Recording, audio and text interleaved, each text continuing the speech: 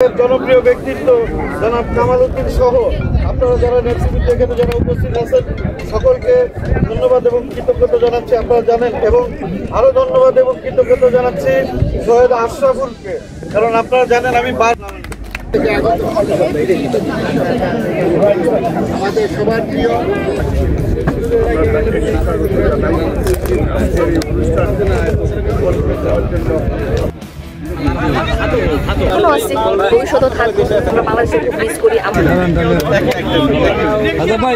মালিক ভাই উপস্থিত আছেন, জিয়া রহমান ফাউন্ডেশন ইউরোপ এবং আমেরিকার সমন্বয়কারী জনাব কামাল উদ্দিন উপস্থিত আছেন, একসময় জাহাঙ্গীরনগর বিশ্ববিদ্যালয় ছাত্র দলের সংগ্রামী সভাপতি হিসেবে যিনি দায়িত্ব পালন করেছিলেন এবং এখন যুক্তরাজ্য বিএনপির সংগ্রামী সিনিয়র যুগ্ম সাধারণ সম্পাদক জনাব পারভেজ মল্লিক, এখানে খসরুজ্জামান খসরু ভাই, অনেকের নাম আমি আসলে মনে করতে পারছি না, যাদের নাম বলতে পারবো না মনে কষ্ট নেবেন না। যুবদলের আফজাল এবং বাবর, স্বেচ্ছাসেবক দলের শাহিন, যুবদলের রিবলু সহ অন্যান্য যারা ছাত্রদলের সাবেক কেন্দ্রীয় নেতা হিসেবে যিনি দায়িত্ব পালন করেছিলেন অ্যাডভোকেট ব্যারিস্টার জাকারিয়া সহ সকলকে জানাই বাংলাদেশ জাতীয়তাবাদী যুবদলের পক্ষ থেকে আন্তরিক অভিনন্দন এবং ধন্যবাদ।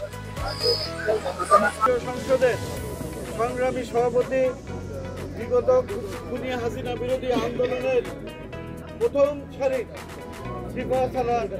জনাব মুন্নাকে আজকের এই উদ্বোধনী অনুষ্ঠানে বাংলাদেশের এশিয়ান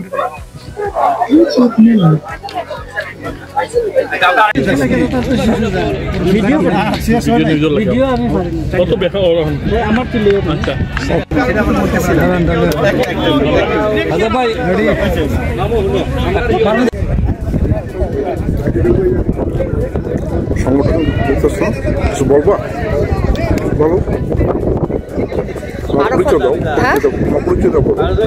আমি ডালিয়া লাকুড়িয়া।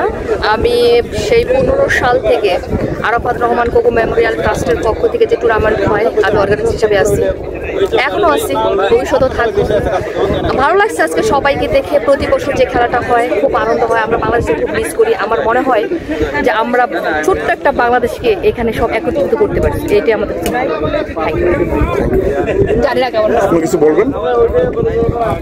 ধন্যবাদ। আমি অঞ্জনা আলম, যুক্তরাজ্য মহিলা দলের সদস্য সচিব।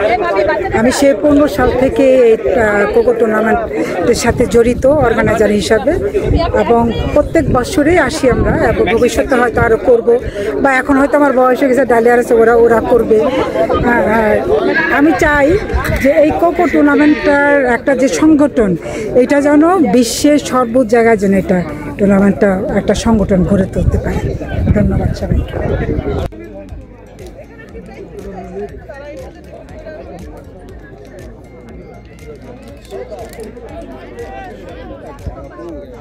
যারা কাউকে প্রবেশ করতে যাওয়ার অনুমতি নেই, তখন তার কাছে কোনো আইডি কার্ড ছিল না, কার কাছে? আরাফাত রহমান কোকোর কাছে। তাই তিনি প্রহরীকে ভেতর থেকে একজন কর্মকর্তাকে ডাকার জন্য অনুরোধ করলেন। যখন ওই কর্মকর্তা এলেন, তিনি হতভম্ব হয়ে দ্রুত আরাফাত রহমান কোকোকে ভেতরে নিয়ে গেলেন। সেই মানুষটি কিন্তু একটু রাগ করেন নাই ওই প্রহরীর উপর। এত বড় পজিশনের একজন মানুষ।